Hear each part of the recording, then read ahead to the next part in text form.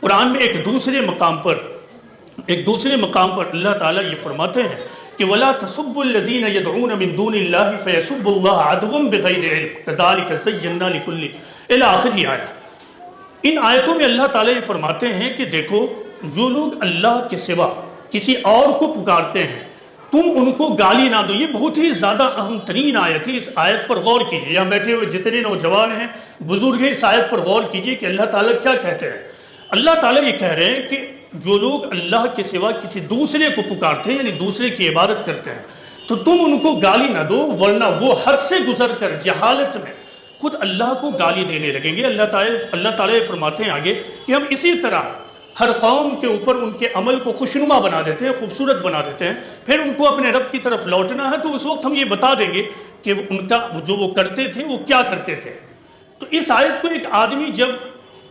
پڑھے گا، اس کے ترجمے کو پڑھے گا، ناظرہ خوانی کرنے والے کی بات نہیں ہو رہی، جو اس کے ترجمے کو پڑھے گا تو وہ یہ پائے گا کہ اللہ تعالیٰ ایک حکم دے رہا، وہ یہ ہے کہ سماج میں جب تم رہو گے تو تم خدا کو مانتے ہو، اللہ کو مانتے ہو، کچھ لوگ ایسے ہوں گے جو اللہ کے سوا کسی اور کی عبادت کرتے ہوں گے، تو تم ان کو گالی مت دینا، ورنہ تم اگر ان کو برا بھلا کہو گے تو حد سے گزر کر وہ بھی جہالت میں خود خدا کو گالی دینے لگیں گے۔ یہ اس کا بالکل سادہ اور پلین مفہوم ہے، لیکن ایک آدمی آیت پر مزید تدبر کرے گا، مزید تھنکنگ اور کانٹمپلیشن کرے گا تو وہ ایک اور نقطے پر پائے گا، وہ یہ کہ اس آیت کے ذریعہ اللہ تعالیٰ نے مسلمانوں کو، قرآن کے ماننے والوں کو ایک ایٹرنل پرنسپل دیا ہے۔ وہ پرنسپل یہ ہے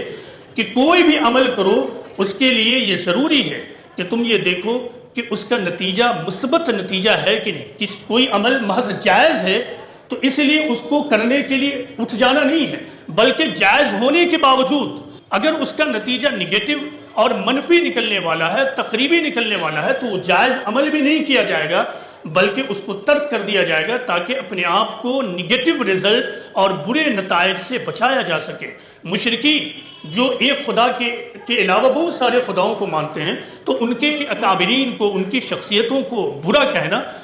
بظاہر کوئی بری بات معلوم نہیں ہوتی ہے، لیکن اللہ تعالیٰ یہ کہتے ہیں کہ اگر تم ان شخصیات کو، ان کے اکابرین کو برا بھلا کہو گے تو اس کا نتیجہ کیا ہوگا؟ وہ حد سے گزر کر خود خدا کو گالی دیں گے، پھر تمہاری شخصیتوں کو گالی دیں گے، لہذا تمہیں ایسا نہیں کرنا ہے۔ تو اس آیت سے جو ابدی اصول ملا وہ یہ ہے کہ کسی عمل کو کرنے کے لیے صرف یہی ضروری نہیں ہے کہ وہ جائز ہو، بلکہ جائز ہونے کے باوجود اہل ایمان کو اس بات پر بھی غور کرنا ہے کہ اس عمل کا نتیجہ کیسے نکلے گا، پازیٹیو یا نگیٹو۔ اگر پازیٹیو نتیجہ نکلے گا، سماج کے لیے تعمیری نتیجہ اور کنسٹرکٹیو رزلٹ نکلنے والا تو کرو، لیکن اگر کنسٹرکٹیو رزلٹ نہیں نکلنے والا ہے، پازیٹیو نتیجہ نہیں نکلنے والا ہے تو اہل ایمان کی شان کے خلاف ہے کہ وہ کوئی ایسا قدم اٹھائے جس کا نتیجہ نگیٹو ہو، اگرچہ وہ